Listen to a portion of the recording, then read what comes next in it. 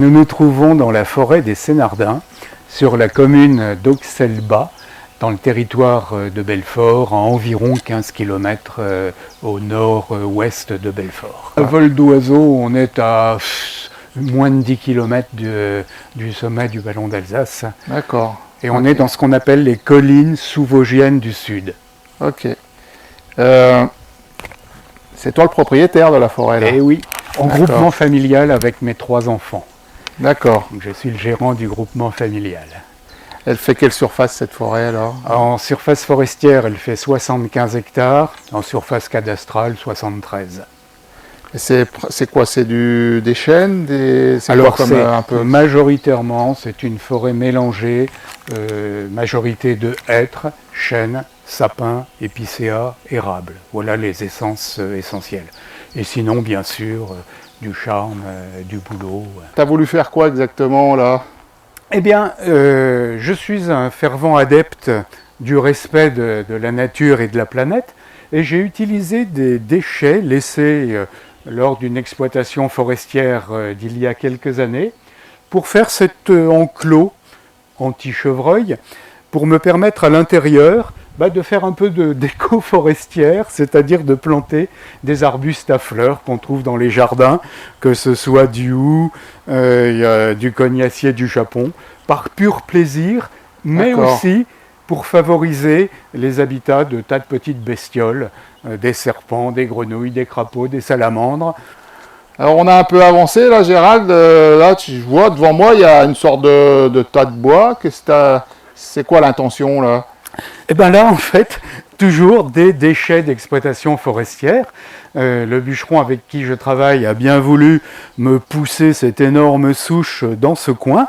J'ai complété et on va considérer que c'est un hôtel à bestioles diverses, comme je le disais, des batraciens, reptiles.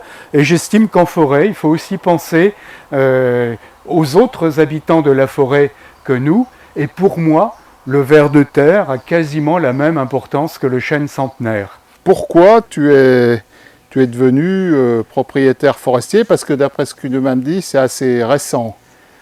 Alors oui, je ne suis propriétaire forestier que depuis le printemps 2015, ce qui a correspondu à mon départ en retraite après 42 ans d'activité salariée. Notamment dans le monde agricole. Et j'ai réalisé un rêve de gamin, puisque j'ai certes fait des études de droit rural et d'économie agricole, et là je réalise ma passion pour la forêt, puisque lors de mes études, le droit forestier était ma matière préférée et celle où j'étais le mieux noté, on va dire. D'accord.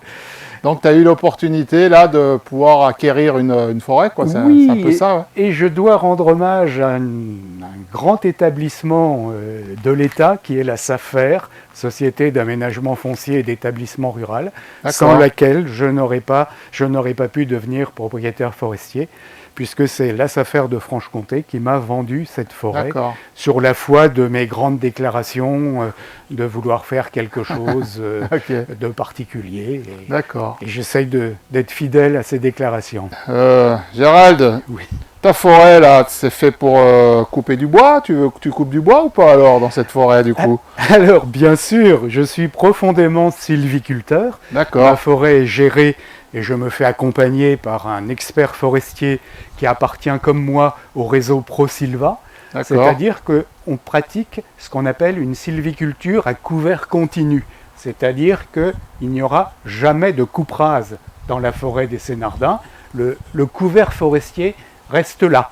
Et un hélicoptère qui passe ne se rend pas compte que ici, ça a été exploité il y a 1 an. Oui, je vois ça. On voit parce qu'on coupe un arbre tous les 30 mètres, par exemple. Et ce tas de bois-là, en sylviculture conventionnelle ou très intensive, il serait exploité en bois de chauffage parce que ça se vend. Mais je le refuse. Je ne dis pas que je n'en vends pas du tout, parce qu'il y a un concept important en forêt gérée de façon irrégulière, c'est que le bois mort fait la forêt vivante. Et une belle forêt, c'est une forêt que certains pourraient considérer comme sale, parce qu'après une exploitation, on laisse des bois, même assez gros, pour nourrir la forêt et alimenter le cycle biologique. Donc derrière toi, là, il semblerait qu'il y a eu une exploitation. Là. Donc tu m'as parlé de futaie irrégulière, Prosilva, avec un couvert continu, d'après ce que j'ai compris. Qu'est-ce que tu as voulu faire, par exemple, derrière là? C'était quoi? Tu as coupé des arbres, par définition? Absolument, absolument. Mais c'est quoi le but, alors On aurait pris cette prise de vue il y a 1 an. Ouais. On aurait quasiment vu un mur noir derrière. La forêt était beaucoup trop serrée, beaucoup trop épaisse. Et le but de cette coupe est de créer des puits de lumière de telle façon, et on le voit bien, que le soleil touche le sol et permette la régénération naturelle des arbres de la forêt, parce que bien évidemment, dans ce type de sylviculture, je n'ai pas besoin de planter, et c'est aussi le but de la manœuvre. La nature fait les choses très bien si on l'aide.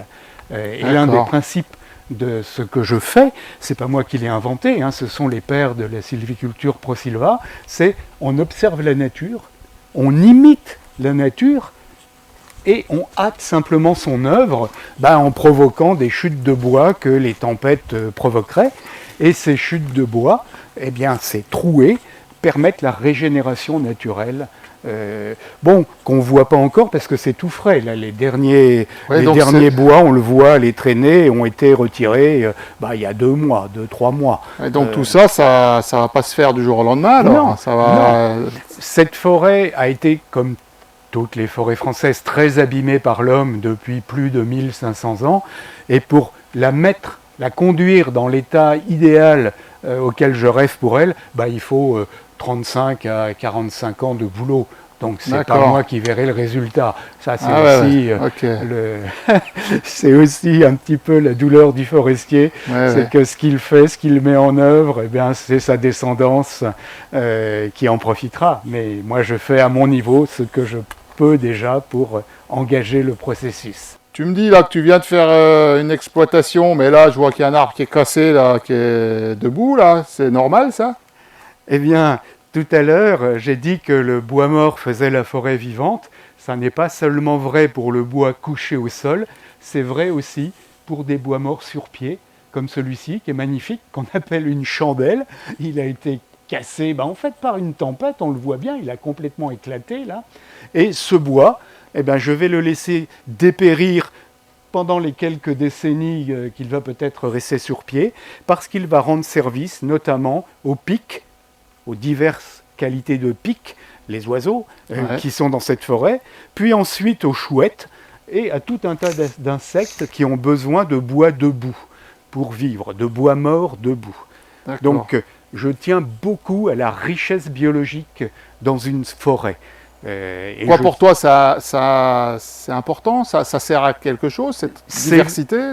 Mais pour moi, c'est pas important, c'est fondamental, parce que j'estime que nous, les humains, nous sommes des prédateurs de notre milieu de vie, pas de notre environnement. C'est nous mettre au milieu quand on parle d'environnement.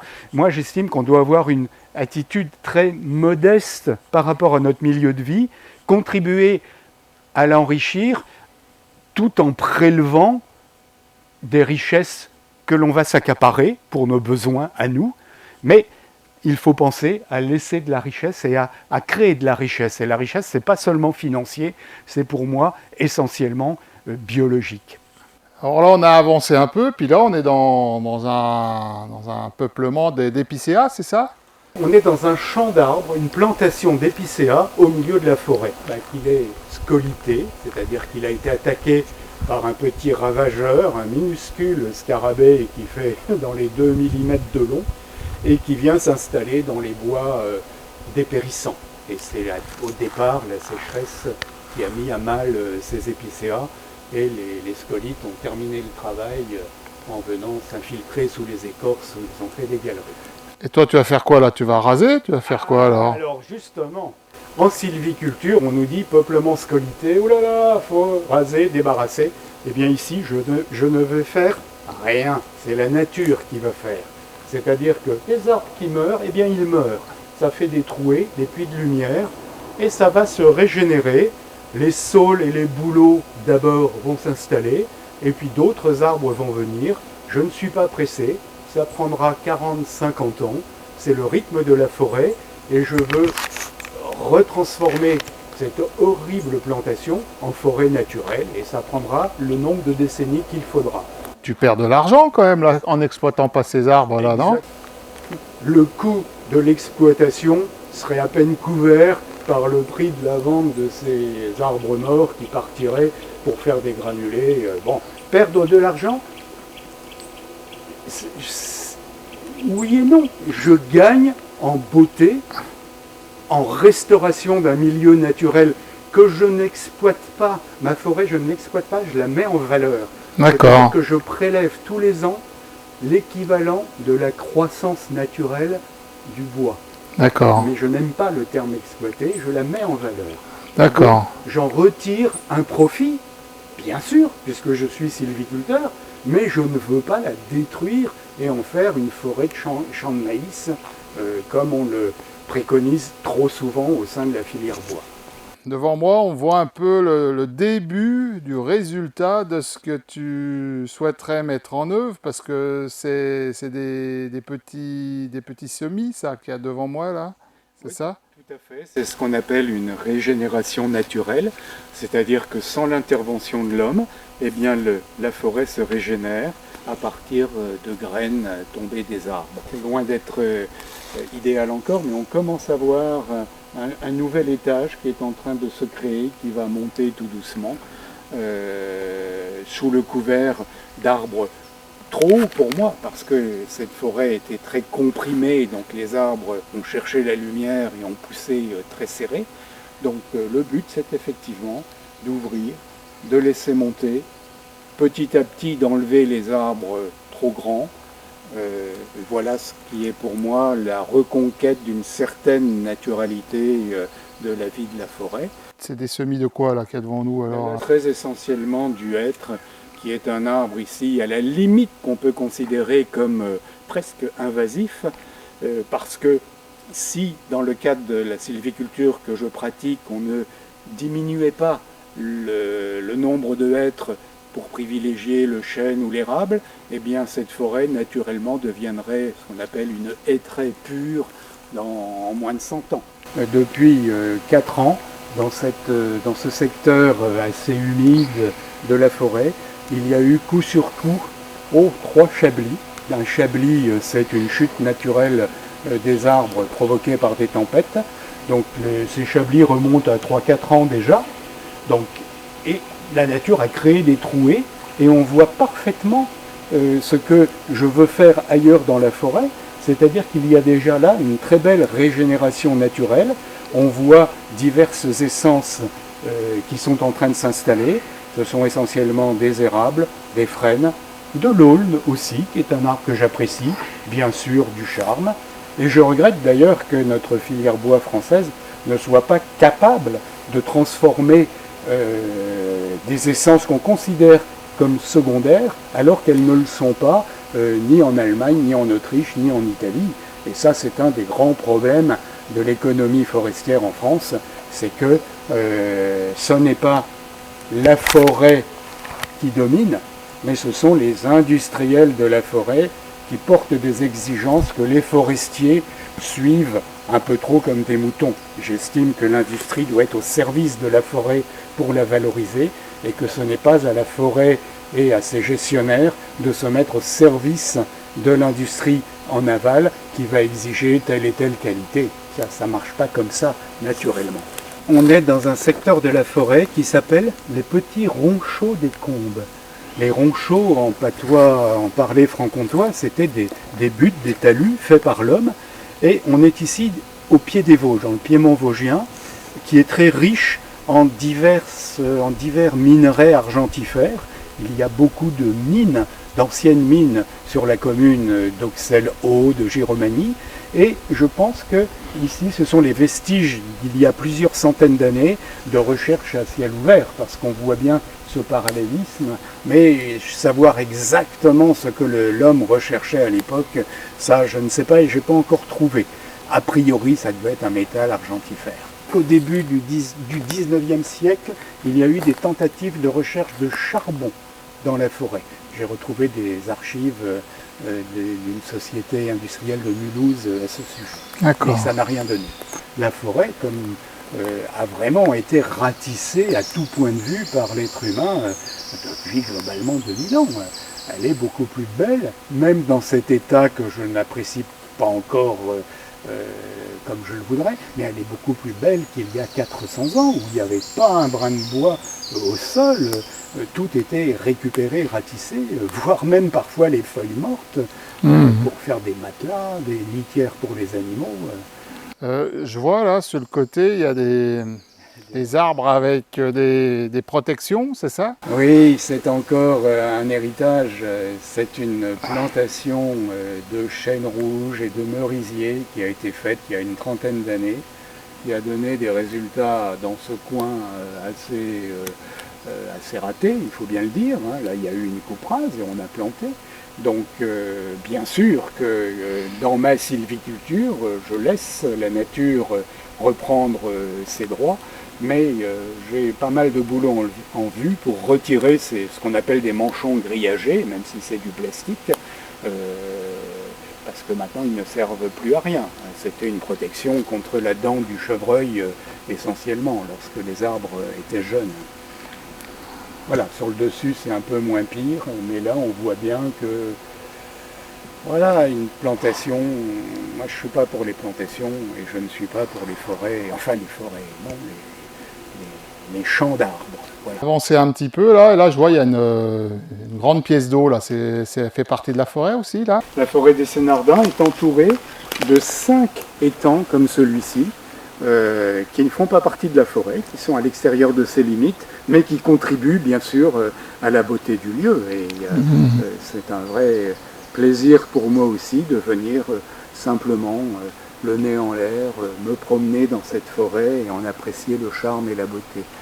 J'y viens souvent pour, entre guillemets, travailler, mais j'y viens aussi très souvent pour me retrouver éventuellement à quatre pattes sur le sol avec une loupe de botaniste à observer des acariens ou des petites bestioles.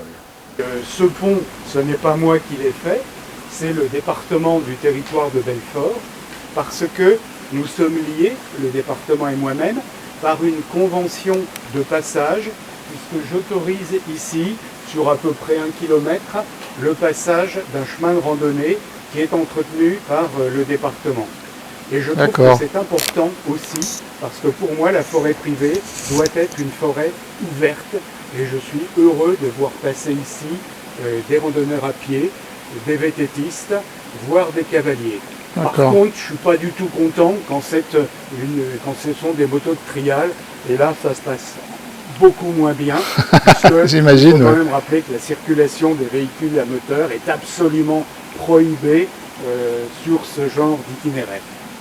La forêt est ouverte, autant elle doit l'être dans le respect de ce qu'elle est, et ici, un bruit de moteur n'est pas bienvenu. Parce qu'au printemps, les animaux ont besoin de calme, les chevreuils sont en pleine gestation, enfin même en plein élevage de leurs jeunes, et j'ai déjà vu passer ici des motos pétaradantes, je le répète, ça se passe pas bien, parce que je me trouve vite en travers du chemin quand je suis là. D'accord. Il y a un panneau là qui est sur l'arbre, tu peux me dire ce que c'est exactement?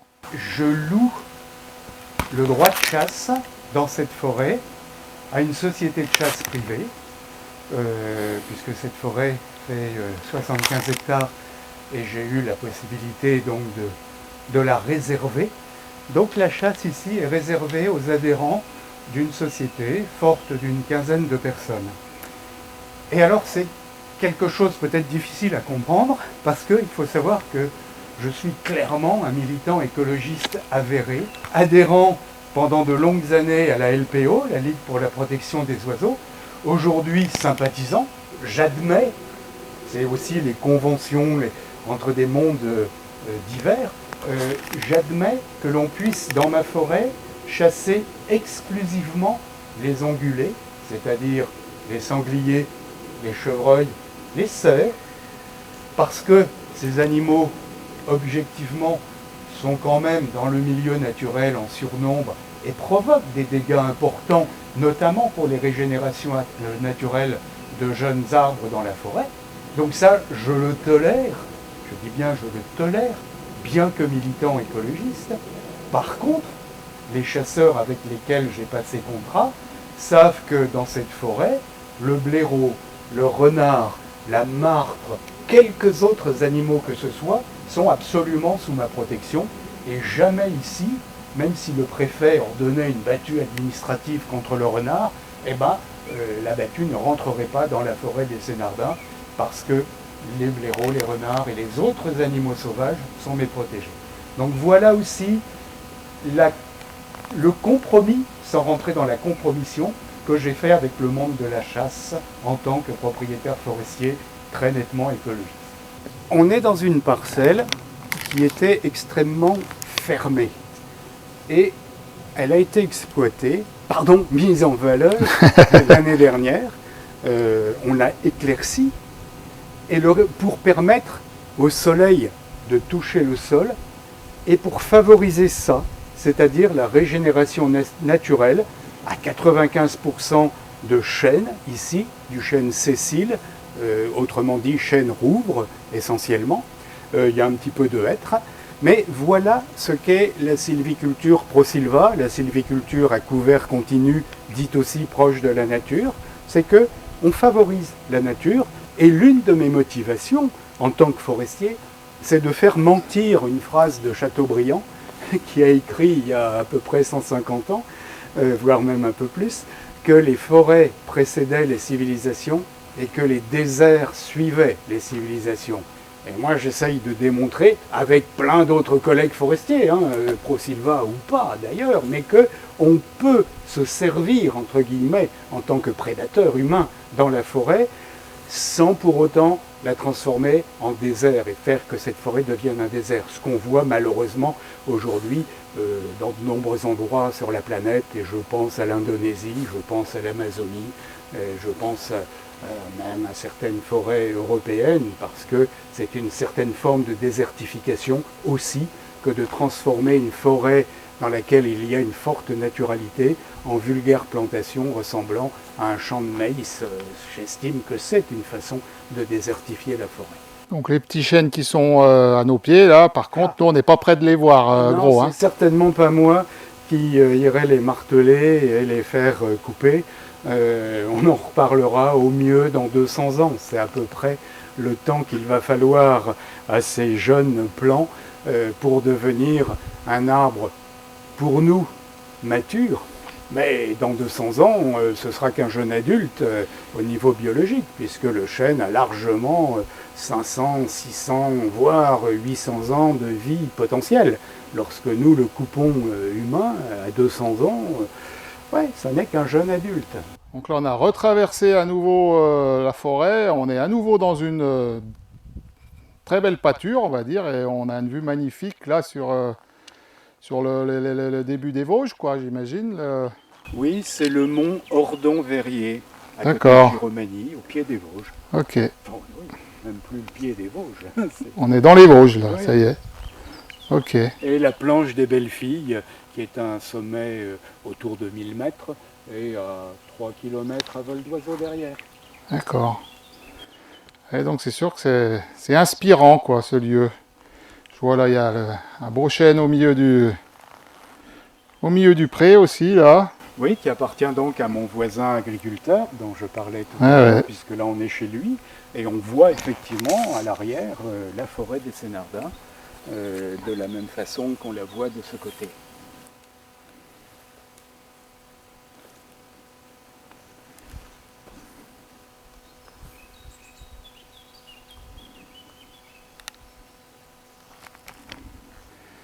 Gérald, on a devant nous un gros hêtre, j'ai l'impression, avec un signe distinctif dessus. Tu peux nous en dire un peu plus? Oui, ce triangle tête en bas, c'est la marque d'un arbre qu'on ne va pas couper, non pas parce qu'il est vieux, malade ou sénescent comme on dit, mais parce que j'ai décidé d'en faire un arbre vétéran de la forêt qui manque de gros arbres anciens, et celui-ci ne sera jamais coupé il va vivre 500, 600, 700 ans si la tempête ne l'abat pas avant. Et j'estime, en tant que forestier pratiquant une sylviculture que je qualifierais de douce et proche de la nature, qu'il faut laisser une part à la nature justement et ne pas trop exploiter la forêt. Donc c'est pour ça que je dis d'ailleurs que je la mets en valeur plus que je l'exploite. Je me sers de son bois que je vends chaque année, mais de façon que je veux modérer. Et un autre exemple, c'est derrière moi ce petit chablis, c'est-à-dire ces arbres qui ont été couchés naturellement par un coup de vent a priori, que je ne vais pas exploiter. Je vais les laisser là parce que ça fait un coin de forêt entre guillemets naturelle que les animaux vont apprécier et ça me fait plaisir d'avoir un peu de nature sauvage dans ma forêt. Et tu es un propriétaire forestier, on va dire, avec des convictions bien marquées. Est-ce que tu en connais beaucoup d'autres qui ont ces mêmes convictions que les tiennes? Alors, j'en connais, qui s'expriment dans des organisations un peu dissidentes du milieu officiel dans lequel je suis, puisque je suis un administrateur régional du syndicat des propriétaires forestiers sylviculteurs de Franche-Comté, mais je suis également militant dans un réseau qui s'appelle SOS Forêt, un autre réseau qui s'appelle le RAF, pour Réseau pour les alternatives forestières. Dans ces milieux un petit peu alternatifs, nous estimons que la forêt ne doit pas être surexploitée par l'homme et que nous devons développer, comme je l'ai dit précédemment, justement des forêts et pas des plantations d'arbres. Je suis totalement opposé aux coupes rases, aux plantations qu'on appelle monospécifiques, c'est-à-dire uniquement des arbres de la même essence. Jamais je n'irai faire une plantation de sapins dans cette forêt après avoir coupé un hectare. J'essaie de laisser la nature s'exprimer, de la modifier raisonnablement pour pouvoir me servir financièrement, parce qu'il faut bien dire les choses comme elles sont, chaque année, du bois qu'elle m'offre, mais je veux la soigner, l'embellir, parce que, ça c'est important, la forêt pour moi est également une œuvre d'art. C'est pas simplement un champ de bois, c'est une œuvre d'art naturelle. D'accord, ok. Écoute Gérald, ça a été un plaisir de cette promenade dans ta forêt. Je te dis à bientôt. Et puis ma foi, merci d'avoir participé à cette chaîne. Le plaisir a été partagé.